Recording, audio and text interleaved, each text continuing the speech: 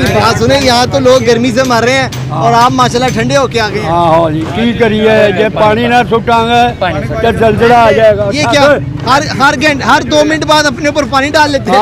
Viewers आप देख सकते हैं इन्होंने पानी की बोतल पकड़ी हुई है और ये हर थोड़ी देर बाद गर्मी से बचने के लिए अपना पानी डालते हैं। जरा डाल के दिखाएं कैसे डालते हैं पानी आप। नहीं डालना है, देखो ना इधर आ गया पानी, चलो बड़ी हो गई है।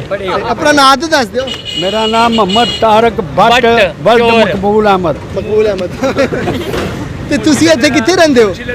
ਇੱਥੇ ਰਹਿਣਾ, ਕਿਸੇ ਵੇਲੇ ਇੱਥੇ ਹੁੰਨਾ, ਕਿਸੇ ਵੇਲੇ ਮੈਂ ਉਹ ਟੂਅਲ 'ਚ ਹੁੰਨਾ, ਪਾਣੀ ਵਾਲੇ ਟੂਅਲ। ਉਹ ਸਟੇਟ ਬੈਂਕ ਚੋਰ ਡਾਕੂ ਜਾਂਦੇ ਨੇ। ਮੇਰੀ ਗੱਲ ਸੁਣੋ, ਇਹ ਜਿਹੜੇ ਲੋਕਾਂ ਨੇ ਪਾਕਿਸਤਾਨ ਨੂੰ ਖਾਧਾ ਉਹਨਾਂ ਨੂੰ ਕੀ ਕਹਿੰਦੇ ਹੋ?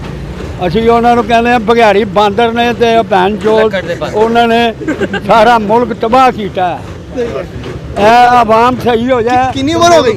ਮੇਰੀ ਉਮਰ ਹੈਗੀ ਹੈ 72 ਸਾਲ।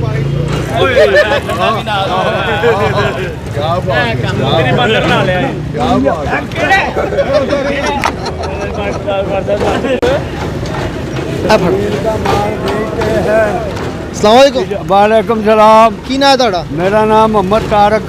तारक साहब ऐसे सारा गिला होके आ गया, की चक्कर है? गर्मी बड़ी है। अच्छा, गर्मी से बचने के लिए आप इस तरह पानी से गीले हो जाते हैं।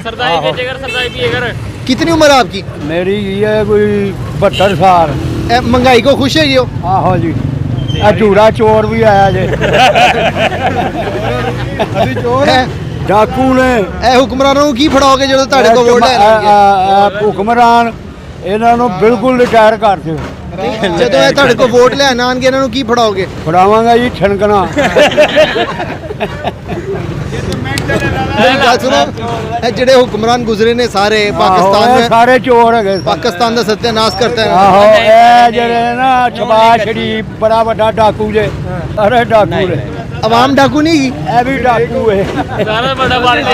अवाम सही है, अवाम शरीफ है। आवाम ਜਿਹੜੀ है ना तमाशबीन ने तमाशा वेखदी पई है। आपने सही है। और आवाम ਜਿਹੜੀ है ना सही होवे तो पाकिस्तान सही हो जाता। आपने कभी प्यार किया जिंदगी में? आहो, पिया था। वो बहुत अच्छी औरत थी, वो पढ़ती थी गिरजे च। अच्छा, वो पढ़ती थी 8वीं च। अच्छा, वो मेरे नाल बड़ा प्यार करती। मैं ਉਹਦੀਆਂ ਕਿਤਾਬਾਂ ਚੁੱਕੀਆਂ ਹੁੰਦੀਆਂ ਸਨ। अच्छा। ਤੁਸੀਂ ਨਹੀਂ ਪੜ੍ਹਦੇ ਸੀ? ਤੁਸੀਂ ਨਹੀਂ ਪੜ੍ਹਦੇ ਸੀ? ਮੈਂ ਇੱਥੇ ਤੋਂ ਲੈ ਕੇ ਨੈਫੇ ਤੱਕ ਪੜ੍ਹਦਾ ਰਿਹਾ। ਅੱਛਾ, ਤੁਸੀਂ ਉਹਦੀ ਕਿਤਾਬਾਂ ਚੁੱਕ ਕੇ ਛੱਡ ਕੇ ਆਂਦੇ ਸੀ? ਆਹੋ, ਉਹਨੂੰ ਗਿਰਜੇ ਹੀ ਛੱਡ ਕੇ ਆਉਣਾ ਉਹਨਾਂ ਨੇ। ਉਹ ਕੀ ਕ੍ਰਿਸਚਨ ਹੀ ਸੀ? ਉਹ ਕ੍ਰਿਸਚਨ ਨਹੀਂ, ਮੁਸਲਮਾਨ ਸੀ। ਉਹ ਬੜੇ ਬੜੇ ਅਮੀਰਾਂ ਦੀਆਂ ਧੀਆਂ ਉੱਥੇ ਪੜ੍ਹਦੀਆਂ ਨੇ। ਗਿਰਜੇ 'ਚ ਪੜ੍ਹਦੀਆਂ ਸੀ? ਆਹੋ ਜੀ, ਇੰਗਲਿਸ਼ ਤੁਹਾਡਾ ਵਿਆਹ ਨਹੀਂ ਹੋਇਆ ਉਹਦੇ ਨਾਲ? ਨਹੀਂ, ਸ਼ਾਦੀ ਨਹੀਂ ਹੋਈ। ਮੈਂ ਉਹਨੂੰ ਵੇਖਿਆ ਨਾ ਇੱਕ ਦਫਾ, ਮੈਂ ਵੇਖਿਆ, ਮੈਂ ਕਿਹਾ ਇਹ ਤੇ 2 नंबर है। मैं 4 नंबर हो गया। क्या किसी और के साथ डेट मारते देख लिया? आहो। अच्छा, मैं कहा आई गेट आउट। यानी कि आप उससे प्यार करते थे, सारी जिंदगी उसकी किताबें छोड़ के आते रहे हो, लेकिन वो किसी और के साथ सेट हो गई। आहो, तो मैं अपसेट हो गया। अभी अगर वो आपको देख रही हो, उसको कोई पैगाम देना है? नहीं जी, असले 4 बच्चे जो किदे और वो पुफी के घर ਵਿਆਹ ਕੀਤਾ ਸੀ ਤੇ ਹੁਣ ਤਾਂ ਬੱਚਾ ਵੀ ਜਵਾਨ ਹੋ ਗਿਆ। ਸਹੀ ਹੈ। ਤੇ ਤੁਸੀਂ ਵਿਆਹ ਨਹੀਂ ਕੀਤਾ? ਮੈਂ ਸ਼ਾਦੀ ਨਹੀਂ ਕੀਤੀ। ਮੈਂ ਕਿਹਾ ਸਾਰੇ ਗੁੰਮਸ਼ੁਦਾ ਨੇ। ਉਹ ਤਮਾਸ਼ਬੀਨ ਨੇ, ਤਮਾਸ਼ਾ ਵੇਖਦੇ ਪਏ ਨੇ। ਬਿਜਲੀ ਦੇ ਬਿੱਲ ਇਹਨਾਂ ਨਾ, ਗਰੀਬ ਆਦਮੀ ਭੁੱਖੇ ਮਰਨ ਦੇ ਨੇ।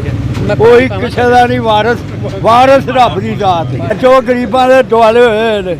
ਅਮਾਨਾ ਇੱਕ ਬੰਦੇ ਦੇ 6 ਬਾਲ ਨੇ ਤੇ ਉਹਦਾ 15,000 ਰੁਪਇਆ ਬਿਜਲੀ ਦਾ ਬਿੱਲ ਆ ਗਿਆ। ਉਹ ਵਿਚਾਰਾ ਮਰ ਗਿਆ ਥਾਂ। ਉਹ ਗਰੀਬ ਆਦਮੀ ਕਿੱਥੋਂ ਦੇਗਾ? ਕਿਹੜੇ ਪਾਸੇ ਰਵਾਂਗੇ? ਹੁਕਮਰਾਨੀ ਕਰਨੀ ਹੈ ਨਾ, ਆਮ ਕੋ ਸਹੀ ਕਰੇ। ਗੈਟ ਆਊਟ ਹੋ ਜਾ।